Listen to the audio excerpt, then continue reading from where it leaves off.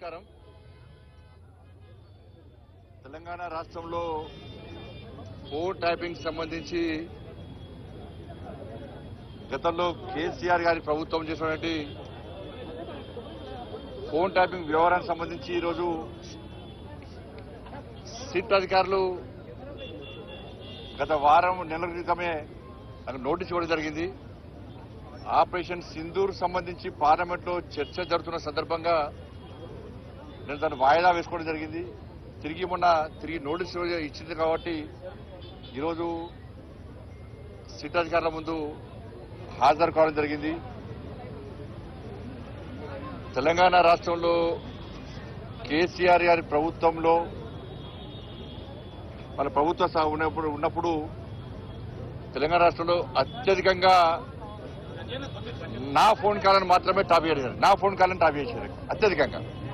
ప్రతి క్షణం, ప్రతి సెకండ్, ప్రతిసారి కూడా ప్రతి విషయంలో కూడా నా ఫోన్ ట్యాప్ చేయడము నిజంగా ఇలా చూపించిన అధికారులు చూపించకనే షాకు గురైన అనేక విషయాలు వారు చూపెట్టాకనే షాకు గురైన.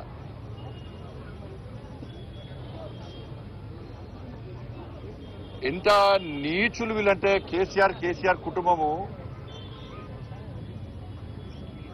మావోయిస్టులకు సంబంధించి ఫోన్లను ట్యాప్ చేయాలి. ఆ లిస్టులో మా పేర్లు పెట్టారు. మావోయిస్టు లిస్టులో మా పేర్లు పెట్టి మా ఫోన్లను ట్యాప్ చేశారు. నాదే కాదు, అప్పుడు పిసిసి అధ్యక్షుడు ఉన్నటువంటి ఇప్పటి ముఖ్యమంత్రి రేవంత్ రెడ్డి గారి పేరు ఉంది అలా. కేసీఆర్ అల్లుడు హరీష్ రావు పేరు కూడా ఉంది అలా. వాళ్ళ ఫోన్ ట్యాప్ చేశారు. మొట్టమొదటిసారి అసలు ఫస్ట్ బాధితున్నా నేను దీనిలో మొట్టమొదటిసారి ఫోన్ ట్యాపింగ్ వ్యవహారంలో ఫస్ట్ టైం స్టేట్మెంట్ ఇచ్చింది కూడా నేనే. నేను గతం నుంచి చెప్తున్నా, ఇది మూర్ఖత్వ ప్రభుత్వము. వీళ్ళకు వావి వరుసలు ఏంలో వీళ్ళకు.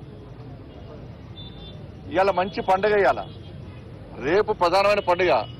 బంధాలు అనుబంధాలకు సంబంధించినటువంటి ఇవాళ పండుగలు. ఇవాళ అమ్మవారి పండుగ అంటే వరలక్ష్మి శుక్రవారము, రేపు రాఖీ పండుగ. ఇవాళ ఇన్ని పండుగలైనా కూడా ఇవాళ వేలాది మంది ఇవాళ భారతీయ జనతా పార్టీ కార్యకర్తలు పండుగలు వదిలిపెట్టి తరలి వచ్చారు ఇవాళ. కానీ అప్పుడు కేసీఆర్ ప్రభుత్వంలో వావి వరుస లేవు. వాళ్ళకు తల్లి లేదు, నా తండ్రి లేడు, నా అక్క లేదు, నా చెల్లి లేదు. వాళ్ళకు నా కుటుంబ సభ్యుల ఫోన్ ట్యాప్ చేసారు. నా ఫోను, నా కుటుంబ సభ్యులది, మా సిబ్బందిది, లాస్ట్కు మా ఇంట్లో పనిచేసే వర్కర్లు కూడా. మాది పక్క పెట్టు, సొంత కేసీఆర్ బిడ్డ కూడా ఫోన్ ట్యాప్ చేశారు. కేసీఆర్ అల్లుని కూడా చేశారు. వీళ్ళని ఏమనాలో తెలంగాణ సమాజం ఆలోచించాలి. అధికారులు నా దగ్గర సమాచారం, నేను నిన్న కానీ మొన్న కానీ చాలా మంది మాజీ అధికారులతో మాట్లాడినా, నా దగ్గర ఉన్నటువంటి ఆధారాలు కానీ నాకున్న సమాచారాన్ని కానీ పూర్తిగా వాళ్ళకు రిపోర్ట్ ఇవ్వడం జరిగింది. వాళ్ళు చెప్తున్న విషయాలు ఇంటుంటే ఎంత ఆశ్చర్యం అనిపించిందంటే, ఇంత ఘోరమైనటువంటి పరిస్థితి ఇది. వాళ్ళు చెప్పే విషయాలు ఇంటుంటే నేను ఎప్పుడు ఆందోళన చేసినప్పుడు కూడా, రాష్ట్ర అధ్యక్షుడు ఉన్నప్పుడు పాదయాత్ర చేసినప్పుడు కానీ ఏదైనా ప్రొటెస్ట్ ప్రోగ్రామ్ పోతున్నామంటే ముందే పోలీసు వస్తువులు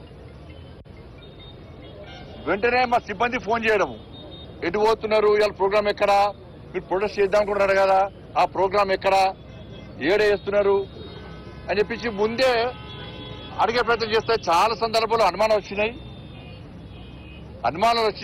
మేము అన్ని సందర్భాల్లో అనుమానం వచ్చిన తర్వాతనే ఈ విషయాన్ని బహిర్గతం చేయడం జరిగింది.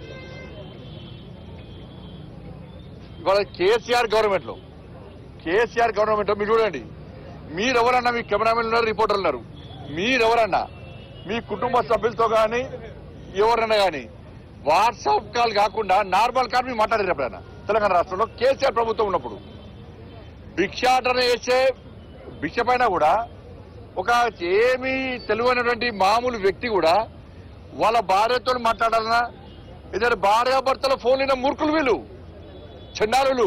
నీచ మనుషులు వీళ్ళు. ఎవరన్నా భార్యాభర్తల ఫోన్ వింటారా అన్న ఎవడన్నా? ఇంత సిగ్గుమాల కుటుంబం వీళ్ళది. కేసీఆర్ కొడుకైతే దరిద్రులు వీళ్ళు. ఎవరన్నా తెలంగాణ రాష్ట్రంలో కేసీఆర్ ప్రభుత్వం ఉన్నప్పుడు ఎవ్వరు కూడా నార్మల్ కాళ్ళు మాట్లాడుకోలే. ఎవరైనా మామూలు బిచ్చబులు అడిగినా కూడా, ఆటో కార్మికులు అడిగినా కూడా, అబ్బో సార్ కేసీఆర్ ఫోన్ ఇంటర్నెట, అందుకే వాట్సాప్ కాల్ మాట్లాడుతున్నారు సార్ అంటుండే. ఇది కామన్ అయిపోయింది. ఇది ఎవ్వరు కూడా మాట్లాడుకోలే, అందరికి తెలిసిపోయింది. కేసీఆర్ ఫోన్ ఇంటర్నెట, మామూలు కాల్ మాట్లాడకూడదు, అయితే వాట్సాప్, అయితే ఫేస్ టైము, అయితే సిగ్నల్ మాట్లాడుకోవాలంట అని చెప్పి ఈ టెక్నాలజీ పెంచడానికే కావచ్చు కేసీఆర్ టాపిక్ వేసింది. తెలిసి అంటే ఇంత ఘోరమైన పరిస్థితి ఆ రోజు కేసీఆర్ ప్రభుత్వ హయాంలో ఉండే. మావోయిస్టుల ఫోన్ల లిస్టులో మా పేర్లు పెట్టి ఫోటో వేసారు. అసలు ఎస్ఐబి అనేది మావోయిస్టుల కార్యకలాపాలను ఎప్పటికప్పుడు తెలుసుకోవడము, వాళ్ళని కంట్రోల్ చేయడము, వాళ్ళ పట్ల కఠినంగా వ్యవహరించాలంటే ఎస్ఐబి ఉండాలి. కాబట్టి ఒక సపరేట్ ఇన్వెస్టిగేషన్ బ్రాంచ్ పెట్టి మావోయిస్టు టెర్రరిస్టు కార్యకలాపాలను అదుపు చేయడానికి మాత్రమే ఇది అవసరం. దాన్ని పెట్టుకొని వీళ్ళు ఏది పడుతుంది ఫోన్ ట్యాప్ చేయడమే. వేలాది ఫోన్లు, ఆ లిస్ట్ చూస్తే నేను ఆశ్చర్యపోయినా. వేలాది ఫోన్లు,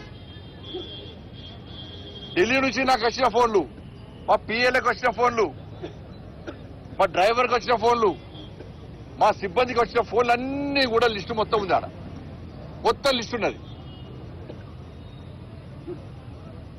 మావోయిస్టుల కోసం ఏర్పాటు చేసినటువంటి ఎస్ఐబిని ఈ కేసీఆర్ అనే మూర్ఖుడు, కేసీఆర్ కొడుకు ట్విట్టర్ టిల్లు ఏ విధంగా వాడుకున్నారంటే, దాన్ని పక్కబెట్టి, మావోయిస్టుల లిస్టు పక్కబెట్టి రాజకీయ నాయకుల ఫోన్లను ట్యాప్ చేయడము.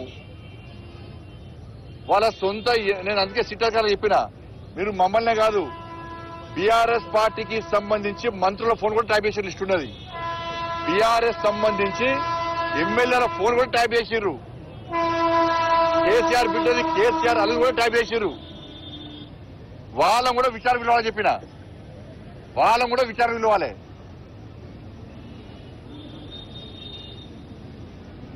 కాబట్టి ఇవన్నీ ఎస్ఐబి అనేది దీనికోసం ప్రారంభించబడింది. వాళ్ళ ఆ ఎస్ఐబిని ఈ కేసీఆర్ అనే మూర్ఖుడు, కేసీఆర్ కొడుకు వాళ్ళ సొంత లావాదేవీల కోసము, సొంత అవసరాల కోసము దాన్ని ఒక అడ్డాగా మార్చింది. ఎస్ఐబిని ఒక అడ్డాగా మార్చి మాలాంటి రాజకీయ నాయకుల ఫోన్లు ట్యాప్ చేయడము, వ్యాపారస్తుల ఫోన్ ట్యాప్ చేయడము, అడ్వకేట్ల ఫోన్ ట్యాప్ చేయడము, సినిమాల ఫోన్లు ట్యాప్ చేయడము. ఇంతకన్నా ఘోరమైన ఇంకోటి, ఉస్మానియా యూనివర్సిటీకి సంబంధించి ప్రొఫెసర్ల ఫోన్ కూడా ట్యాప్ చేశారు. ప్రొఫెసర్లది వాళ్ళ కూడా స్టేట్మెంట్ రికార్డ్ చేశారు. వీళ్ళు వాళ్ళ స్టేట్మెంట్ రికార్డ్ చేశారు. వీళ్ళు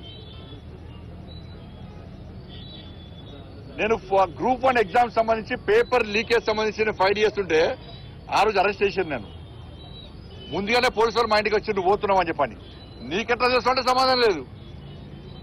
ఇక ఇంతకంటే ఘోరం ఇంకో అసలు విషయం ఏంటంటే, ఇక ఆశ్చర్యకరమైన విషయం ఏంటంటే, టీఎస్పీఎస్సీ పేపర్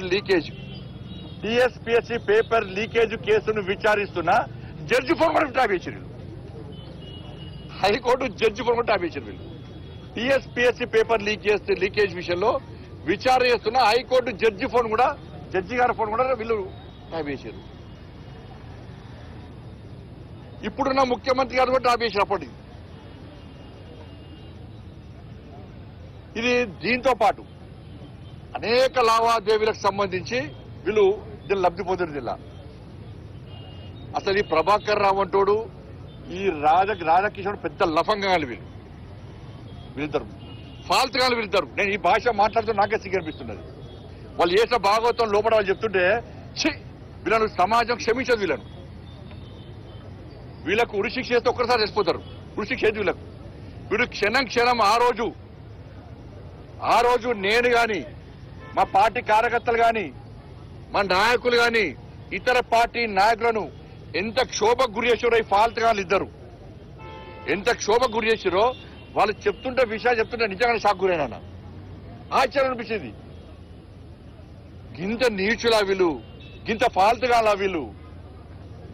వీళ్ళని వేసింది రేవంత్ రెడ్డి ప్రభుత్వం రేవంత్ గారి ప్రభుత్వం రాగానే కథం ఒకడు అమెరికా వీకిండు, ఇంకో అరెస్ట్ చేయడానికి గిన్ని సంవత్సరాలు పట్టింది. కాపాడే ప్రయత్నం రేవంత్ రెడ్డి ప్రభుత్వం చేస్తున్నది. ఇవాళ ఈ ఎస్ఐబి ఏం చేసిందంటే, నేను మళ్ళీ చెప్తున్నా, కేవలం ఈ ఫోన్ ట్యాపింగ్ రాజకీయ నాయకుల యొక్క వ్యవహారాలు తెచ్చుకోవడం, వాళ్ళని అడ్డుకునే ప్రయత్నం చేయడం, అనుగొలుక ప్రయత్నం చేయడంతో పాటు చాలా మంది వ్యాపారస్తుల ఫోన్ కూడా ట్యాప్ చేసారు వీళ్ళు.